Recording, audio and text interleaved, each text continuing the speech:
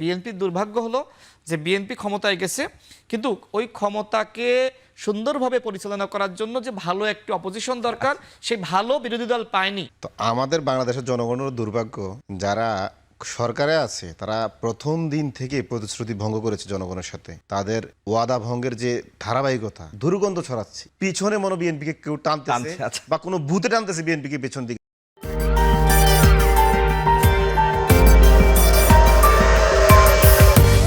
এতদিন তো খুবই বলছিল যে আমরা ফ্যামিলি কার্ড থেকে শুরু করে কৃষক কার্ড সব দিয়ে দিব, কোনো সংকট নাই, দেশের টাকারও অভাব নেই। সেই আলোচনা আমরা যাব, এখন কিন্তু যেটা ডক্টর শফিকুর রহমান বলেছেন, তাদের আসলে ডাকা হয় না বা তারা আলোচনা করতে চাইলেও আলোচনা করতে দেওয়া হয় না।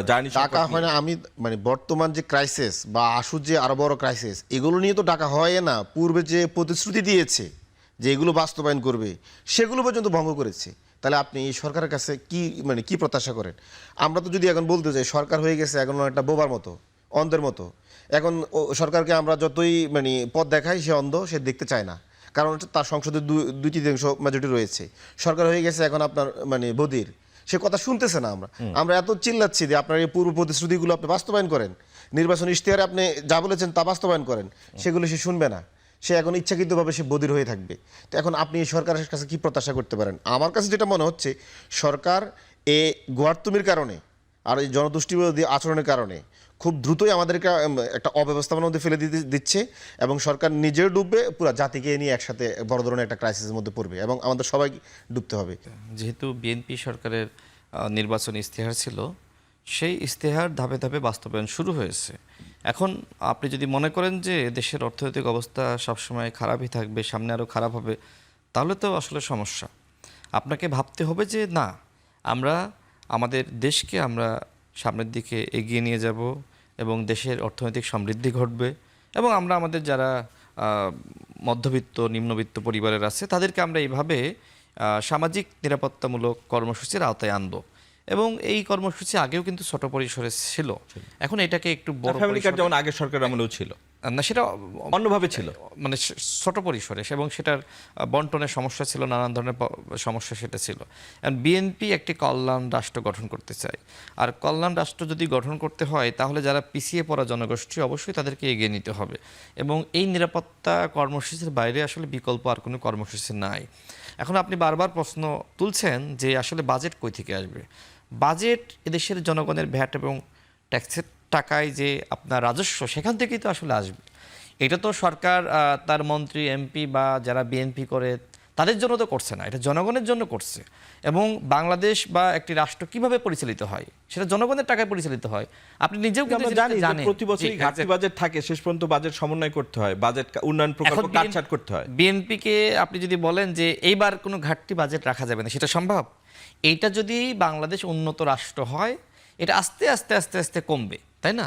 এখন আপনি যদি বিএনপি আপনার মাত্র কয়েকদিন 2 মাসও হয়নি আপনার ক্ষমতায় বসলো, এখনই যদি আপনি বিএনপির কাছে সব প্রত্যাশা করেন, এবং অন্তর্বর্তীকালীন সরকারের আমলের যে সমস্যা সংকট, সেটার একটা প্রভাব আছে না, সেটা তো এখনও আছে।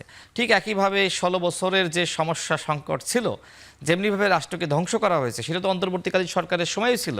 যে পরিমাণ ঋণ ছিল অন্তর্বর্তীকালীন সরকারের সময় কি আরও বেড়েছে না?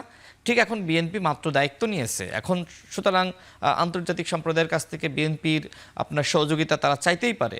এখন আমাদের বিরোধী দলের পক্ষ থেকে বলা হচ্ছে যে আমাদের কাছে কেন সহযোগিতা চাওয়া হচ্ছে না। সবসময় কিন্তু বিএনপির পক্ষ থেকে বারবার বলা হচ্ছে, সংসদে বলা হচ্ছে যে আপনারা যারা অপোজিশনে আছেন তারা আমাদেরকে সহযোগিতা করেন অত্যন্ত আন্তরিকতার সহিত। এমনকি দেখেন আমাদের যারা মন্ত্রীরা রয়েছে কতটা আন্তরিকভাবে কিন্তু আমাদের অপোজিশন তাদেরকে কিন্তু সম্বোধন করছে। এখন এইভাবে বলার পরেও তারা যদি বলে যে আমাদেরকে তারা ডাকছে না, আমাদেরকে বলছে না, সংসদে কি প্রাণবন্ত আলোচনা হচ্ছে না? সেখানে আমাদের অপোজিশন তারাই কিন্তু বেশি কথা বলছে, তারপরেও বলা হচ্ছে যে আমাদেরকে কথা বলার সুযোগ দেওয়া হচ্ছে না। সরকারের এতগুলো এমপি, কয়জন এমপি কথা বলার সুযোগ পেয়েছে? এখনো পর্যন্ত প্রত্যেকজনও তো একবার করে সুযোগ পায়নি, পেয়েছে। সেই জায়গায় আমাদের অপোজিশনে যারা রয়েছে প্রতিদিন কথা বলছে, প্রতিদিন তারা বিভিন্ন বিষয় কিন্তু অ্যাড্রেস করছে, তাদেরকে যথেষ্ট পরিমাণে সময় দেওয়া হচ্ছে। এখন আমি আগেই বলেছি যে এই রাষ্ট্র গণঅভ্যুত্থানের পরে কিন্তু এই রাষ্ট্রের যতটুকু ক্ষয়ক্ষতি হয়েছে এবং আওয়ামী লীগের সময় যে ক্ষয়ক্ষতি হয়েছিল এইটাকে মিট আপ করা কিন্তু আমাদের সম্মিলিত সবার দায়িত্ব। আমি অত্যন্ত পজিটিভভাবে কিন্তু এই কথাগুলো অ্যাড্রেস করছি যে আমাদের সবার দায়িত্ব, আমাদের সবাইকে কিন্তু এগিয়ে আসতে হবে। আপনার পরিকল্পনা আছে, আপনি সেগুলো তো জাতির সামনে তুলে ধরতে পারেন। আপনি অপোজিশনে রয়েছেন, আমি যে কথা আগেও বলেছি এখনও বলছি, দেখেন এই যে আমাদের সরকারি দল বিএনপি, অন্যদিকে যারা অপোজিশনে তারাও কিন্তু সরকারের পার্টি তো, এবং সরকারকে সহযোগিতা করা তাদের দায়িত্ব। তারা কি আদৌ সরকারকে সহযোগিতা করছে? যেখানে যে জ্বালানি সংকট বা সমস্যা, আপনারা যারা অপোজিশনে রয়েছেন কয়দিন আপনারা সংসদে দাঁড়িয়ে এই সমস্যাটা তুলে ধরেছেন? কয়দিন আপনারা এই কথাগুলো বলেছেন? বিরোধী দলীয় আপনার যিনি নেতা রয়েছেন তিনি বলছেন যে আমাদেরকে কথা বলতে দেওয়া হচ্ছে না।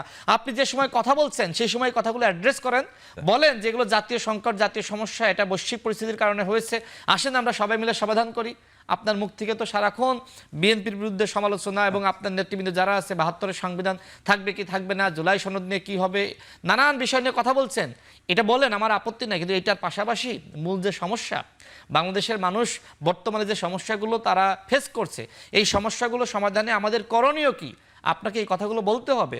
এখন আমাদের অপোজিশনে যারা রয়েছে তাদের দায়িত্ব তো অবশ্যই সরকারের ভুলভ্রান্তি গুলো তুলে ধরা এবং সরকারের পরামর্শ দেওয়া। সেই কাজটা তারা আসলে করছে না। তারা সরকারকে কিভাবে নামানো যায়, সরকারকে আওয়ামী লীগের মতো বিতর্কিত করে, তাদের চিন্তাই হলো এরকম যে আওয়ামী লীগকে নামিয়েছি, এখন বিএনপিকে নামাইতে হবে, আমাদেরকে ক্ষমতায় যেতে হবে। কিন্তু মাথায় রাখতে হবে যে বিএনপিও কিন্তু গণঅভ্যুত্থানের শক্তি। এখন যদি আপনি মনে করেন যে এই সুযোগ নিয়ে আমি বিএনপিকে হটিয়ে আমি ক্ষমতায় যাব, আপনি ক্ষমতায় গেলে দেশ চালাতে পারবেন? বিএনপি রাষ্ট্র পরিচালনার অভিজ্ঞতা রয়েছে, তারপরেও কিন্তু এই জায়গা থেকে বৈশ্বিক সমস্যার কারণে কিন্তু সংকট বা অনেক সমস্যার সম্মুখীন হওয়া লাগছে, এটা আমি অস্বীকার করছি না। কিন্তু জামাত ইসলাম যাদের সরকারে যাওয়ার অভিজ্ঞতাও নাই, দেশ পরিচালনা করার অভিজ্ঞতা নাই, তারা যদি এই মুহূর্তে হঠাৎ করে ক্ষমতায় চলে যায়, তারা কি ভালো চালাতে পারবে? আমরা ধরতে পেরেছি আপনার আমাদের আমার মূল কথা হলো যে আমি মনে করি গণঅভ্যুত্থানের পরে এই দেশকে যদি এগিয়ে নিয়ে যেতে হয় অবশ্যই সবাইকে আন্তরিক হতে হবে। বিএনপির দুর্ভাগ্য হলো যে বিএনপি ক্ষমতায় গেছে, কিন্তু ওই ক্ষমতাকে সুন্দরভাবে পরিচালনা করার জন্য যে ভালো একটি অপোজিশন দরকার, সেই ভালো বিরোধী দল পায়নি। তারা সারাক্ষণ বিএনপিকে নিয়ে তারা স্বপ্ন দেখছে যে বিএনপিকে হটাবো, আওয়ামী লীগকে হটিয়েছি, সুতরাং বিএনপিকে হটিয়ে আমরা ক্ষমতায় যাব। এই জন্য সারাক্ষণ গঠনমূলক সমালোচনা না করে, পরামর্শ না দিয়ে কিভাবে বিএনপিকে দুর্বল করা যায়, কিভাবে ক্ষমতা থেকে নামানো যায়, সেই পরিকল্পনার মধ্যেই তারা রয়েছে। দেখেন, আমার সহ-আলোচক রাশেদ খান বলেছিলেন যে আমাদের খুবই দুর্ভাগ্য, আমরা এমন একটা অপোজিশন পেয়েছি যারা মানে সরকারকে সহযোগিতা করছে না। তো আমাদের বাংলাদেশের জনগণের দুর্ভাগ্য, যারা সরকারে আছে তারা প্রথম দিন থেকে প্রতিশ্রুতি ভঙ্গ করেছে জনগণের সাথে। তাদের ওয়াদা ভঙ্গের যে ধারাবাহিকতা, দুর্গন্ধ ছড়াচ্ছে। দেখেন, আপনি যে বললেন, তারা এখনও বলে আমরা জুলাই সনদ অক্ষরে অক্ষরে বাস্তবায়ন করব। ওনাদের জুলাই সনদের কথা ছিল যে ওরা বিচার বিভাগ স্বাধীন করে দিবে, সুপ্রিম কোর্টের নিয়ন্ত্রণে থাকবে নিম্ন আদালত, এবং বিচারক নিয়োগও সুপ্রিম কোর্টের অধীনে করবে। কিন্তু এটা নির্বাচনী ইশতেহারও তারা দিয়েছে, জুলাই সনদও তারা বলেছে। এখন পর্যন্ত তাদের ৩১ দফার যে রূপরেখা রাষ্ট্র মেরামতের সেখানেও আছে। কিন্তু দেখেন, এটা নিয়ে কিন্তু নোট অফ ডিসেন্টও দেয় নাই। কিন্তু ক্ষমতা আসার পরের দিনে তারা কি করলো, বিচার বিভাগকে আবার শাসন বিভাগের অধীনে নিয়ে নিল, অধ্যাদেশটা বাতিল করে দিল। আমাদের যে নিম্ন আদালত, উচ্চ আদালত, এগুলো আবার পরাধীন করে দিল। তারা তো সংসদীয় আকারে বিলগুলো আনবে। আপনার স্মরণ থাকা উচিত, এই যে আমাদের বিচার বিভাগের স্বাধীনতা, এটা কিন্তু আমাদের ২৫০ বছরের আর্তনাদ। ওই খুদ ব্রিটিশ আমল থেকে আমরা এই দাবি করে আসছি আমাদের বিচার বিভাগটা স্বাধীন করে দেওয়া হোক। ১৯১৯ সালে ব্রিটিশরা একবার কথাও দিয়েছিল, হাউস অব কমন্সে বলছিল তারা আমাদের বিচার বিভাগ স্বাধীন করে দিবে। ১৯৩৫ সালে তারা ১২ শাসনে আইন করে, তারপর আমাদের বিচার বিভাগ স্বাধীন করে নাই।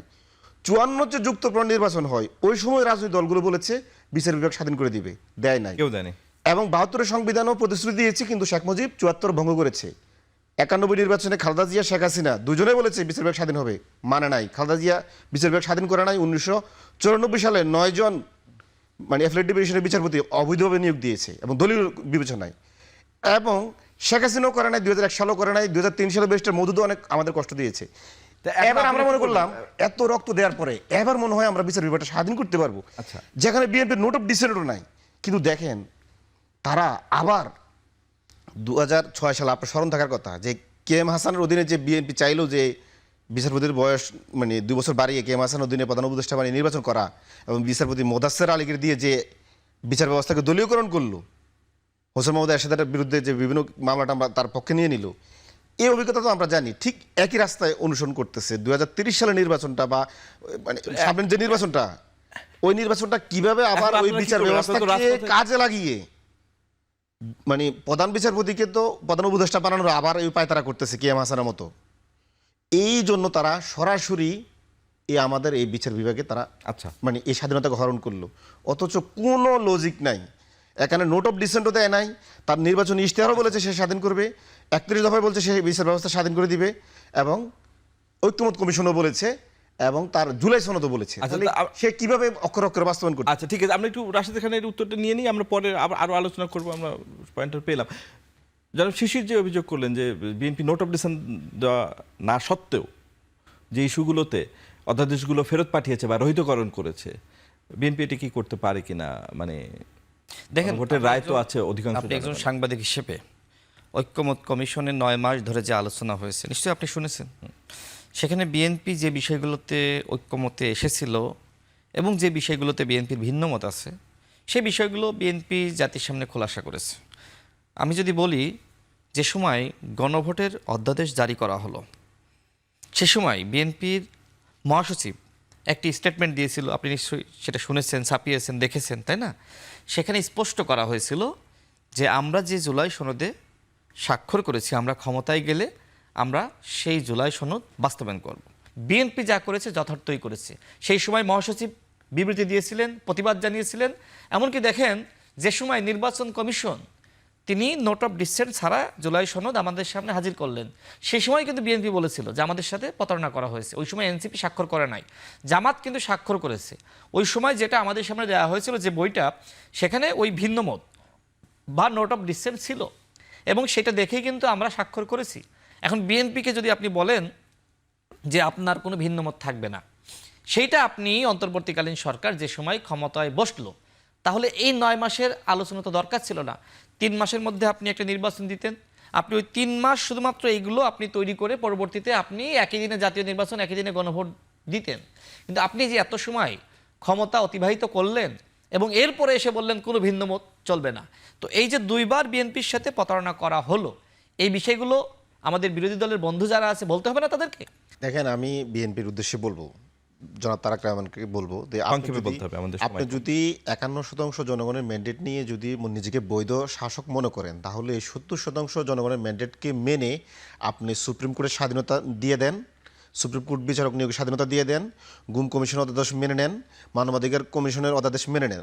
আর যদি আপনার মনে হয় আপনি গুম এবং মানবাধিকার লঙ্ঘনের ধারা অব্যাহত রাখবেন, তাহলে আপনি প্রকাশ্যে বলেন। না, এটা তো বিএনপি না, এখন- এটা তো মানবে, কিন্তু এটা আলোচনা এখন করবে আপনি আপনার যে সাথে। হুঙ্কার দিচ্ছেন, আপনি বিরোধী দলের উপরে স্বৈরাচারী বুথ চেপেছে, আপনি কি পারেন কথা বলতে? প্রতিশ্রুতি ভঙ্গ করলেন আপনি। যে প্রতিশ্রুতি মানে না সেই স্বৈরাচার, নাকি যারা বিরোধী দল থেকে প্রতিশ্রুতির জন্য রাজপথে এখনো মানে শুরু থেকে শেষ পর্যন্ত এখনো লড়াই করছে এবং তারা প্রতিশ্রুতি থেকে এক চুলো লড়ে নাই, তারা স্বৈরাচার? এটা কোন ধরনের কথা? সরকার বিরোধী দলকে স্বৈরাচার বলছে, অথচ সরকার কোনো প্রতিশ্রুতি মানে না। 51% ম্যান্ডেট পাওয়া সরকার 70% ম্যান্ডেটকে মানে অস্বীকার করছে। তাহলে স্বৈরাচারটা কে এখানে? আমি বিএনপির উদ্দেশ্যে বলবো, বিএনপির মনে হয় কোনো ধরনের বিএনপির পিছনে বিএনপিকে কেউ টানতেছে আচ্ছা। বা কোনো ভূতে টানতেছে বিএনপিকে পেছন দিকে। আমরা যতই সামনে যেতে চাই, বিএনপি পিছন দিকে। ধন্যবাদ। দেখেন, বিএনপি কিন্তু সামনের দিকেই যাচ্ছে। আমি যখন আপনাকে ফ্লোর দিব, আপনি আবার আমি এই উত্তর দিব। কথার উত্তর ঠিক দিবেন। আছে, ঠিক আছে। এই অনুষ্ঠান কিভাবে চলবে